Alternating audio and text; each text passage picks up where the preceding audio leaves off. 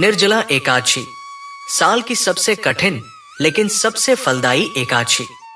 एक ऐसा व्रत जो पूरे साल की सभी एकादशियों का पुण्य एक साथ देने वाला माना जाता है। लेकिन इस वर्ष ये व्रत किस दिन रखा जाएगा? क्या है इसका शुभ मुहूर्त, पूजा विधि और पारण का सटीक समय? इस वीडियो में जानिए निर्जला एकादशी की तिथि, विधिवत पूजा पद्धति, व्रत के नियम और पारण की सही प्रक्रिया।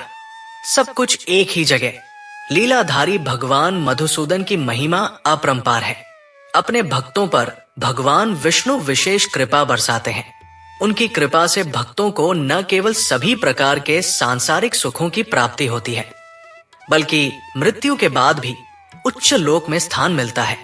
आतर साधक भक्ति भाव से निर्जला एकादशी के दिन लक्ष्मी नारायण जी की पूजा करते हैं। सनातन धर्म में ज्येष्ठ का महीना अति पावन होता है। ये महीना पूर्णतया जगत के पालनहार भगवान विष्णु को समर्पित होता है। इस महीने में निर्जला एकादशी मनाई जाती है। इस व्रत की महिमा विष्णु पुराण समेत कई प्रमुख सनातन शास्त्रों में निहित है। कहते हैं कि निर्जला एकादशी व्रत करने से साधक को सभी एकादशी के बराबर पुण्य फल मिलता है। आइए निर्जला एकादशी के बारे में सब कुछ जानते हैं। कब मनाई जाती है निर्जला एकादशी?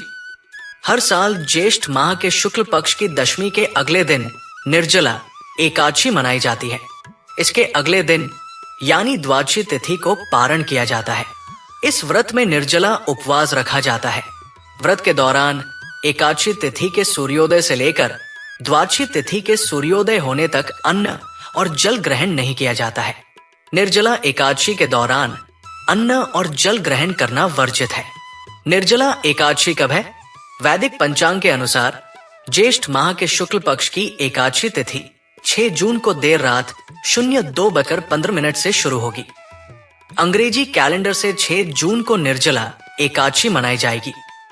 वहीं सनातन धर्म में उदया यानी सूर्योदय से तिथि की गणना की जाती है। आत 6 जून को निर्जला एकादशी है।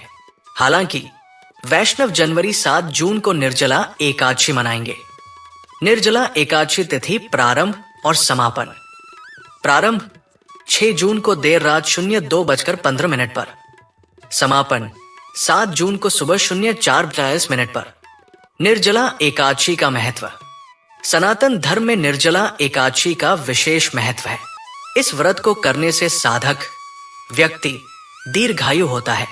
वहीं मृत्यु के बाद साधक को मोक्ष की प्राप्ति होती है।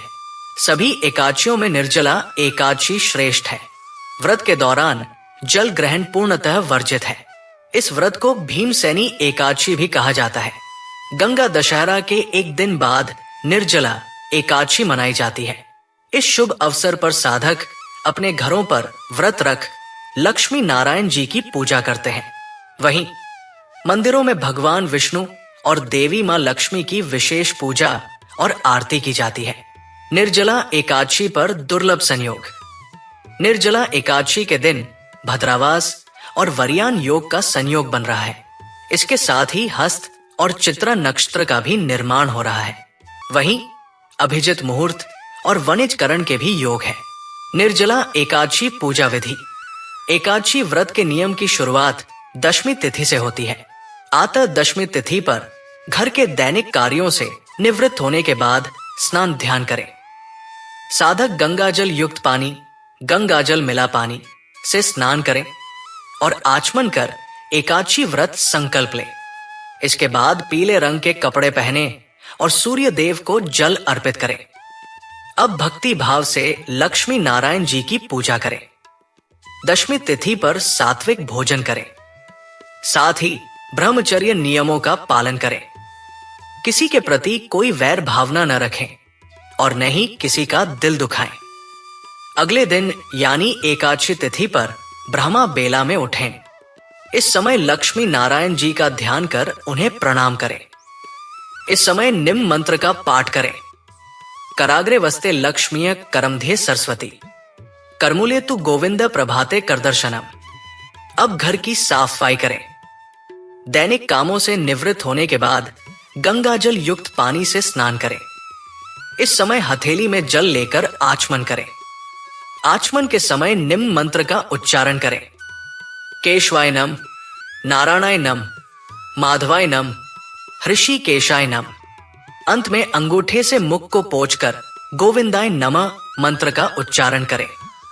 अब पीले रंग के कपड़े पहनकर सूर्य देव को जल अर्पित करें। सूर्य देव को जल अर्पित करते समय निम्न मंत्र का उच्चारण करें। एहि सूर्यदेव सहस्त्रांशो तेजो राशि जगतपते अनुकंपय मां भक्त्या ग्रहणार्ध्य दिवाकर। अब पूजा घर में चौकी पर लाल या पीले रंग का वस्त्र बिछाकर लक्ष्मी नारायण जी की प्रतिमा स्थापित करें। इस समय निम्न मंत्र का उच्चारण कर लक्ष्मी नारायण जी का आह्वान करें।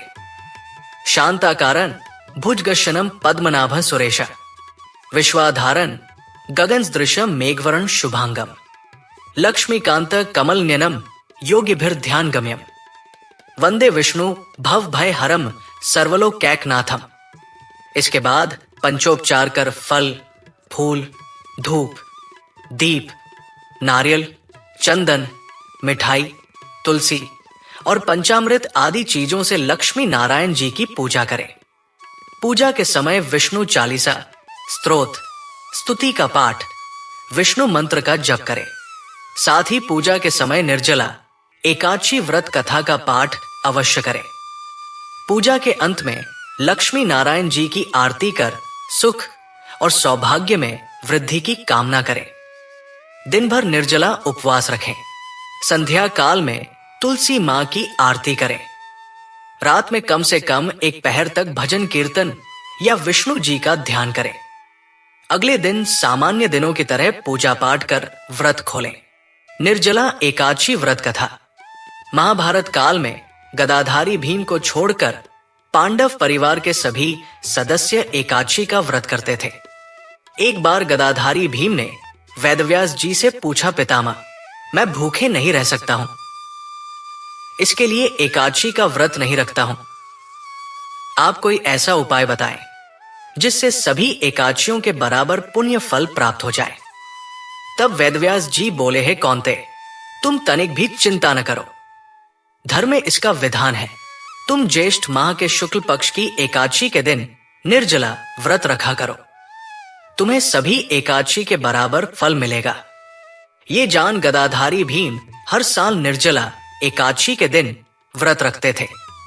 इसके लिए निर्जला एकादशी को भीमसेनी एकादशी भी कहा जाता है। निर्जला एकादशी पर दान। निर्जला एकादशी पर दान करना बेहद शुभ होता है। इस शुभ तिथि पर जल और अन्न का दान करना चाहिए। इसके साथ ही साधक मिट्टी के कलश, फल, कपड़े, वस्त्र, छाता, जूते और चप्पल आदि का दान कर सकते हैं। निर्जला एकादशी का पारण समय साधक 7 जून यानी द्वादशी तिथि पर दोपहर 1:44 से लेकर शाम 4:31 के मध्य पारण कर सकते हैं। स्थानीय पंडित जी से भी संपर्क कर पारण समय जान सकते हैं। द्वादशी तिथि पर स्नान ध्यान के बाद विधि विधान से लक्ष्मी नारायण जी की पूजा करें। वहीं पूजा के बाद अन्न का दान करें। इसके बाद निर्जला एकादशी का पारण यानी व्रत खोलें। तो अब आपको मिल गई निर्जला एकादशी की पूरी जानकारी, तिथि से लेकर पूजा और पारण तक। अब सिर्फ जरूरत है श्रद्धा, नियम और संकल्प की, और भगवान विष्णु की कृपा आपके जीवन को भर देगी शांति और समृद्धि से।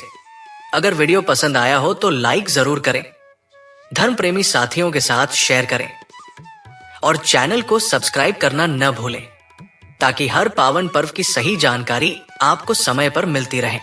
मिलते हैं अगली धार्मिक प्रस्तुति में। तब तक के लिए जय श्री हरि।